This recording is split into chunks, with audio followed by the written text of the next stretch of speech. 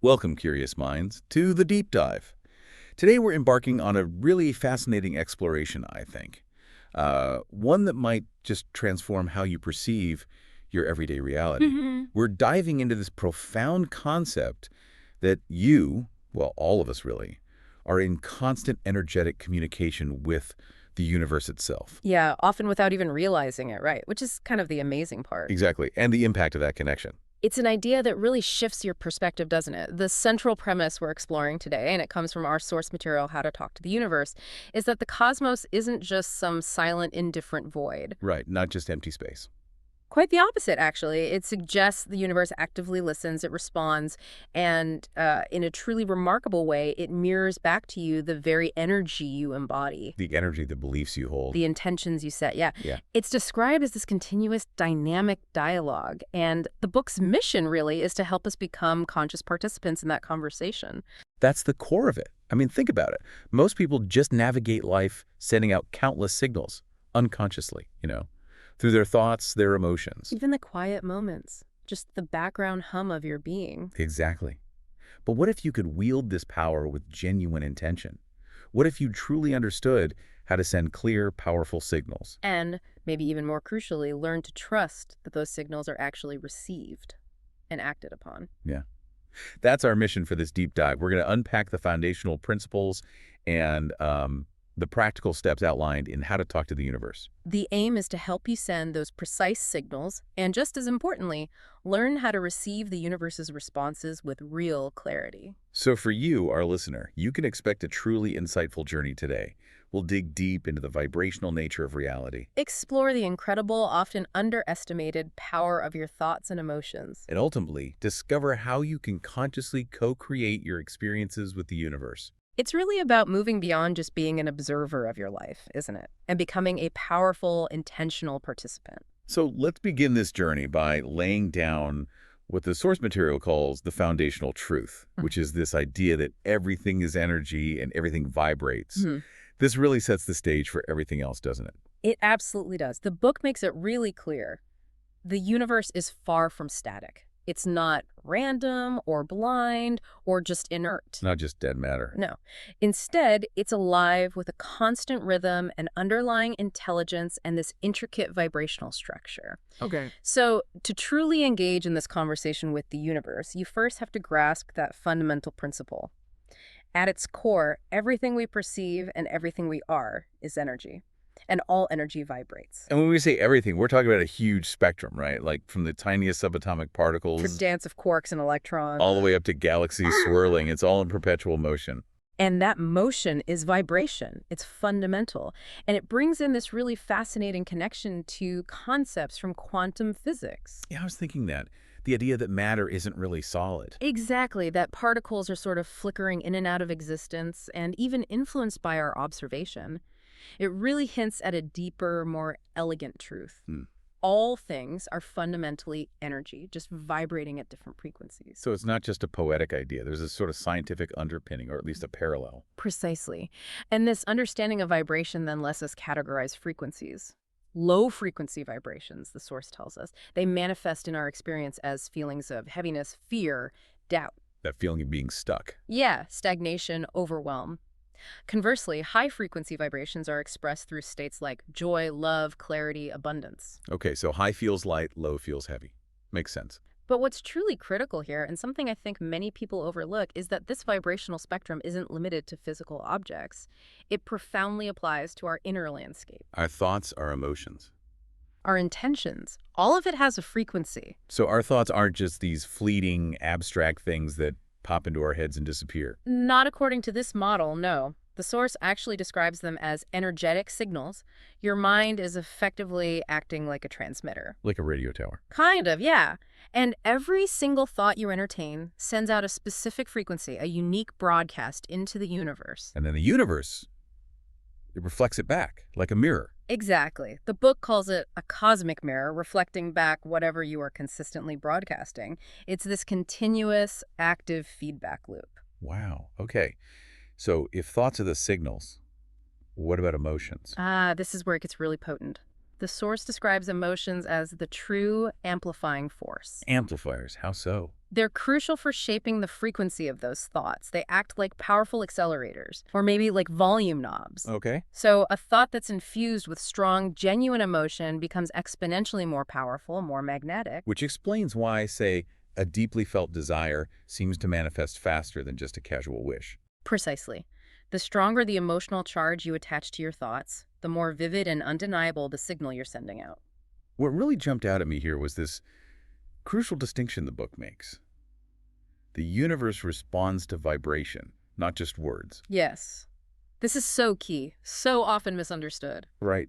Like you can stand there saying, I want abundance, but if deep down you're feeling desperate or scared, or maybe have this subconscious belief like, I'm not worthy. Then your overall vibration isn't abundance at all. It's actually broadcasting lack, fear, unworthiness. And that's why affirmations sometimes feel hollow or just don't seem to work if you don't actually feel them. Exactly. Because the universe, in its wisdom, speaks the language of vibration, of frequency, of feeling, not just human language or mental commands. That's such a powerful point. Think about the contrast then. Someone who has this calm, like unwavering belief that abundance is just natural for them. Their thoughts aren't just empty words. They're expressions of a deep internal alignment. And that alignment is the high frequency. Right. It is abundance itself. And that's the person who seems to just effortlessly attract opportunities, resources, synchronicities. It's not luck. It's vibrational congruence. That's the idea. So the profound takeaway here is that manifestation isn't about forcing or begging or even just wishing really hard. It's about becoming vibrationally aligned with what you want. So if you want love, you embody love. If you want success. You emit confidence, capability, the feeling of success already achieved. Okay, so the big question then is obvious. Yeah. How do we actually change our vibration if it's so fundamental? The source outlines several steps, right? Starting with awareness. Awareness is absolutely the foundational first step. As the book wisely puts it, you just cannot change what you are unaware of. Simple but profound. Makes sense. It's about making it a consistent practice to observe your inner state, not just the fleeting thoughts, but more importantly, your prevailing feelings. Feelings are the key indicator. The source emphasizes they're the most honest and immediate indicators of your current vibrational state. Are you generally hopeful or anxious, grateful or resentful, feeling expansive or contracted? So just checking in with yourself throughout the day. Exactly. By doing that regularly, you begin to take conscious control of the energetic signals you're broadcasting. You stop being unconsciously driven by them. And once you have that awareness, then you can move into what the source calls conscious recalibration. This means deliberately choosing thoughts, behaviors, practices that are known to lift your vibration. I love how it highlights emotional resonance here, pinpointing gratitude specifically. Yes. Gratitude is described as one of the highest frequency states a human can experience. And it's not just saying thank you. No, it's genuinely feeling that deep appreciation. That feeling can literally shift your entire energetic field almost instantly. Amazing. Yeah. What else helps lift vibration? Well, beyond gratitude, the book points to other powerful ways. Simple acts of kindness, cultivating forgiveness, which releases dense energy, practicing mindfulness to stay present. Engaging in creativity. Things that light you up. Absolutely. And we can't forget the physical aspect either. Your body is intimately connected to your energy field. Right, it's all connected. Simple things like movement, getting out in nature, nourishing your body with good food, getting quality sleep, all of that profoundly impacts your energetic baseline. It's a truly holistic approach then. Mind, body, spirit, energy. Exactly. Everything is interconnected. The source also really emphasizes consistency. This isn't about just having a good mood occasionally, is it? No, not at all. The universe isn't responding to a one-off wish or a fleeting positive thought. It's responding to your dominant vibration. Your overall emotional tone. Yeah, the energy you carry most of the time, especially when you're not actively trying to manifest something specific, that underlying current. And you can't really fake that frequency. You really can't, not effectively anyway. But the good news is, with consistent practice and conscious effort, you absolutely can shift it. It becomes more natural over time. Another tool mentioned is visualization, but not just mental pictures. Right. It emphasizes emotional visualization. So when you visualize your desires, you really immerse yourself in the scene. Feel it. Yes. Feel the joy, the relief, the satisfaction as if it's already real. Engage all your senses. And the idea is the subconscious mind doesn't know the difference. Exactly. It doesn't distinguish between a vividly imagined experience and one that's physically real. So you're effectively programming your subconscious to expect and accept this new reality. Which then becomes the foundation for it showing up. Precisely. You're building the inner state first. And our environment plays a huge role too, apparently. Surprisingly huge, yes. The people we surround ourselves with, the media we consume, the places we spend our time, all constantly influence our energy. So choose wisely. The source strongly encourages consciously choosing uplifting environments and protecting your energetic space. Treat it like a valuable resource because it is. And finally, this kind of paradoxical idea, surrender. Yes. Letting go of the intense need to control how and when your desires manifest. That's a tough one for a lot of people. It really is. But the book describes it as one of the highest forms of vibrational alignment. Surrender doesn't mean giving up on your desire. It clarifies. It means trusting the process. It means trusting the universe, trusting that it's working with you, responding to your vibration.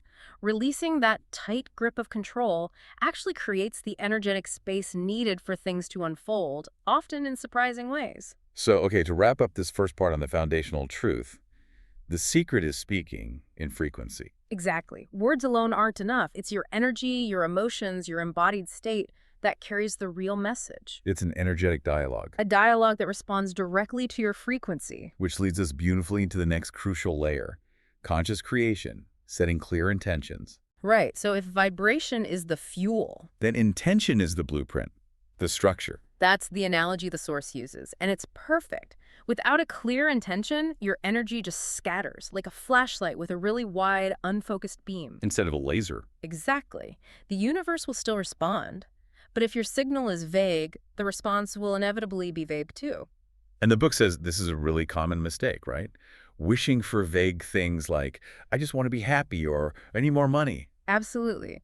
The universe, in its responsiveness, needs definition. What does happiness truly look and feel like for you specifically? What amount of money? How would it come? How would you use it? How do you envision love actually showing up in your life? Without that specific definition, your desire stays kind of formless. It's not a clear directive. Like trying to navigate without a map. You can't manifest a reality you haven't clearly chosen and articulated. Precisely. So intention is about moving from that passive desire, that vague hope, into active conscious creation. The declaration. Right. A commitment. Yes, saying, this is what I choose to create, not just, this is what I hope for. It's grounded in knowing, not desperation. I like the other analogy, too. If vibration is the song, intention is the lyrics. Mm-hmm. Together, they create harmony. And from a quantum perspective, the source suggests a clear intention starts to collapse possibility into probability. Okay, explain that a bit. Well, the idea is the quantum field holds infinite potential, countless possibilities existing all at once. Your clear, emotionally charged intention acts like a magnet. Pulling that specific possibility out of the unseen. And into physical reality, it starts the process. So what makes an intention clear in practice? The source outlines 3 key elements. First, specificity. Be precise. Instead of more money, maybe something like, I am now receiving $10,000 a month for my creative work, doing what I love. The more detail, the easier it is for the subconscious and the universe to lock onto it. That's the idea. Second, use present tense language. Phrase it as if it's already happening, like, I am living in my dream home. Surrounded by beauty and peace, feeling utterly joyful. Exactly. This reinforces the feeling of it being real now, which strengthens the vibrational broadcast. And third, emotional alignment. This keeps coming up. It's crucial. You have to actively attach the feeling of fulfillment to your intention. Ask yourself, how would I truly feel if this were already my reality? And then embody that feeling. As often as possible. Remember, the universe speaks emotion fluently. Beyond just the mechanics of phrasing it right, the source really emphasizes aligning intentions with your core values. Yes. This is deep work. An intention without this alignment is like building on sand, it says. It needs a solid foundation. So you need to ask, why do I truly want this? Is it from my authentic self or from external pressure or fear? Right. When your intentions are rooted in your core values, they become incredibly magnetic. They carry integrity, inner power. And the manifestation process is smoother because there's no internal resistance. Exactly. No subconscious sabotage. The book gives a great example. Wanting to be a millionaire out of insecurity feels very different energetically. Than desiring financial freedom for creative living or supporting causes you care about. Right. One is low frequency, rooted in lack. The other is higher, cleaner, rooted in purpose. So your intention needs to excite your mind and expand your heart. Okay, so you've set this clear, value-aligned intention. What then? Focus and repetition. Absolutely crucial. Focus is described as an underrated manifestation tool. It amplifies the process by concentrating your energy. But it's not about obsession, right? No, definitely not. The source distinguishes between devoted, nurturing attention and that frantic, desperate chasing energy. Okay, so things like daily rituals help. Scripting, journaling, Affirmations that keep the intention alive and vibrant in your consciousness. and visualization again, like mental rehearsal. But more than just mental, engaging all senses, all emotions, you're priming your brain and body to align with it, making it feel familiar, believable. And eventually, inevitable, like rehearsing for your future self. Beautifully put. And a really common block the source warns about is mistaking intention for rigid expectation. Getting hung up on the how and the when. Exactly. Demanding it show up in a very specific way or time frame actually limits the universe's creativity. And more importantly, it creates tension in you, which lowers your vibration. So true intention is powerful but relaxed. Yes. Firm in the vision, flexible in the form. The key phrase is, set the direction, but let go of the path. That allows the universe to surprise you, often in better ways. Precisely. It requires trust. And intentions aren't set in stone either, are they? They can evolve. They are living energy, the source says. Refining them isn't weakness, it's wisdom. It suggests regular check-ins. Does this still resonate? Is there a deeper truth emerging? Is this from fear or alignment? Exactly. It ensures you're always manifesting from your most authentic, current truth. And again, the environment. Surround yourself with reminders. Reinforce that intention. Vision boards, objects that evoke the feeling, even your digital space wallpaper, music, Your environment becomes a silent affirmation. constantly whispering to your subconscious. So ultimately, setting a clear intention transforms desire into an active invitation. Yes. You're declaring with confidence, this is what I choose, this is who I am becoming, I am ready. You're adding structure to your vibration, starting the co-creation. And the universe begins rearranging itself to meet you. Intention is that powerful signal fired into the sky. Okay, powerful stuff. Which leads us to the inner engine that drives all of this. The power of belief. Chapter 3 in the source. Yes. Belief is described as the actual transmitter. The transmitter. Okay. So if vibration is the frequency and intention is the message, belief determines the strength, consistency, and reach of that signal. So without belief, intentions fall flat. Vibrations are unstable. Pretty much. Belief is the magnetic force, the invisible current that draws your desires from thought into tangible form. And our beliefs, often subconscious, shape our perception. They silently architect our inner world. You don't see the world objectively, you experience it as you believe it to be. Which means beliefs define what's even possible for you to attract. Exactly. So if you hold a deep belief like, money is hard to come by, or I always struggle. Then even if you say you want abundance, your subconscious programming works against you. You repel opportunities. But if you truly deeply believe opportunities are everywhere, or abundance flows easily, your energy stays open, receptive. And the universe reflects that back. And science offers parallels here too, right? With the reticular activating system, the RAS. Yeah, brain's filter, it notices what you tell is Yeah. important. So if you believe good things always happen, your RAS literally scans for evidence of that, highlighting synchronicities, opportunities. It reinforces the belief through perception. Exactly. It goes beyond just psychology. It speaks to energetic alignment. Your belief system is the bedrock of your vibration. It stabilizes the frequency. Shaky belief, wavering signal. Solid belief, clear transmission. You got it. And here's that crucial truth again. Belief is a choice. Yes, the source really hammers this home. It's not something that just happens to you. Most people wait for proof before believing. But the universe, in this framework, works the other way around. Belief is the seed. Evidence is the fruit. Powerful manifestors believe in advance, without needing proof. That's faith, in a universal, energetic sense. Believing before seeing. And you don't have to tackle all limiting beliefs at once. Start small. Choose one supportive belief. Nurture it. Affirm it. Look for tiny bits of evidence. Build that muscle. But But first, you have to identify the limiting ones. Shine a light on them. Those subconscious programs from childhood, conditioning, past failures. Things like, I'm not good enough. Success is for others. I'll probably fail. I don't deserve happiness. The source is clear. These are programs, not facts. They can be updated. How? Pay attention to inner dialogue, the but response. Yes. And then gently challenge them. Is this really true? Where did it come from? What belief serves me better? And then replace them through repetition and feeling it. Consciously install the new, empowering belief until it becomes your energetic normal. It takes work, but it's doable. Which brings us to that critical equation. Belief plus intention.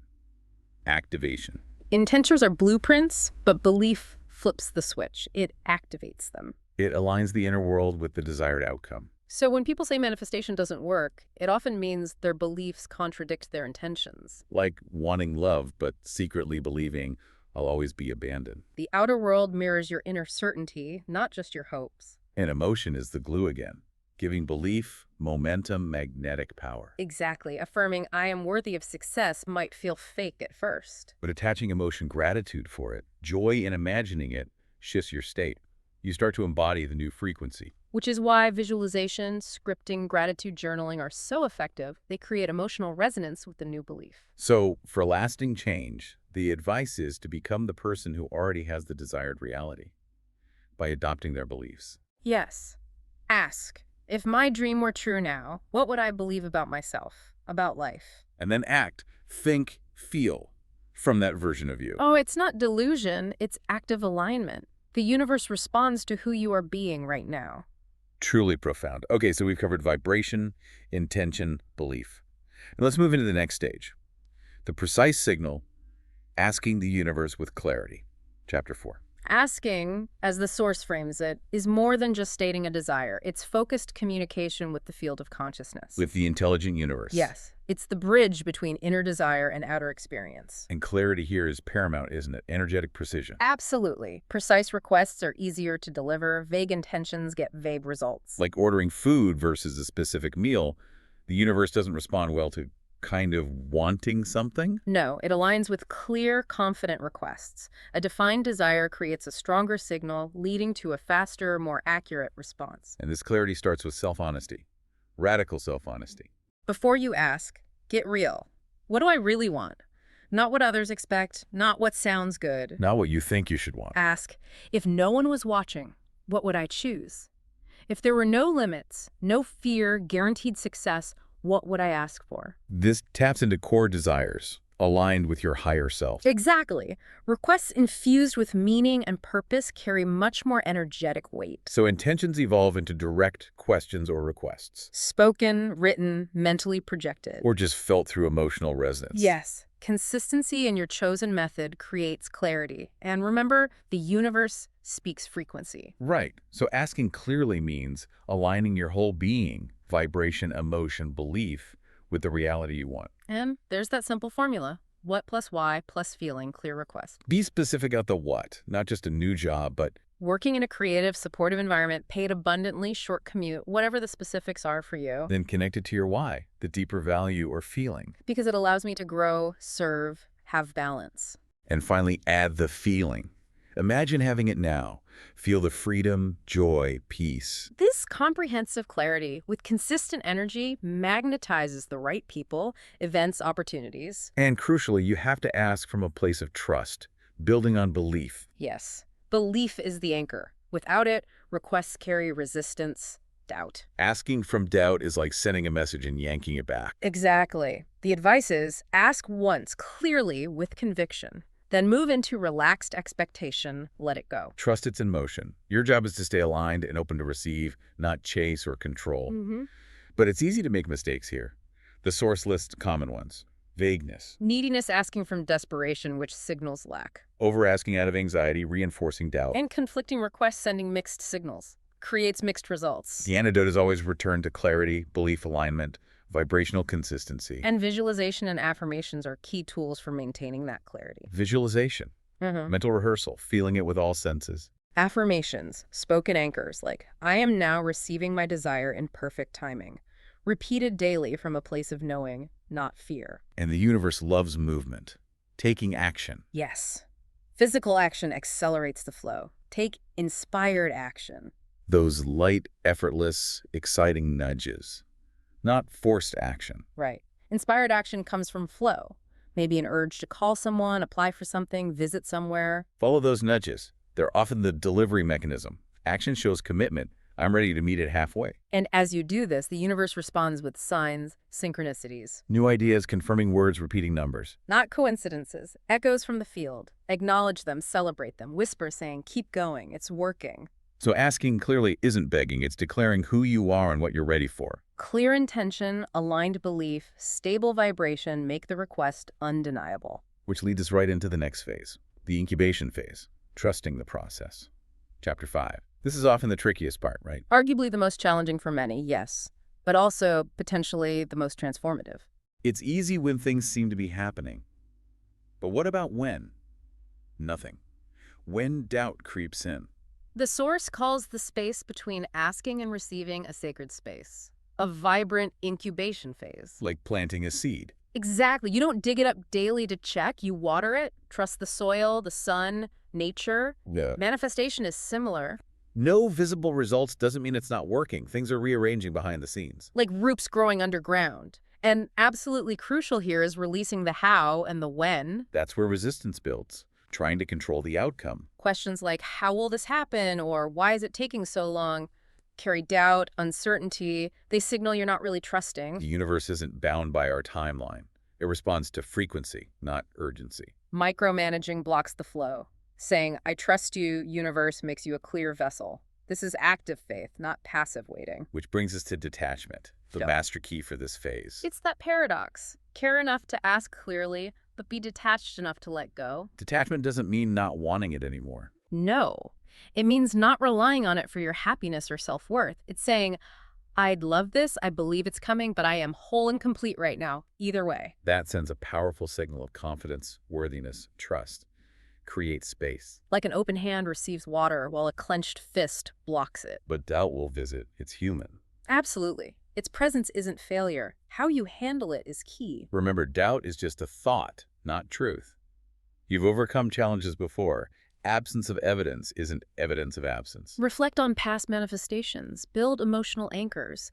Journaling helps too. Write down fears, then counter beliefs. Like reframing, it's taking too long to... Divine timing is at work. That reframing shifts your state. And remember, the universe responds to your vibration, not your calendar.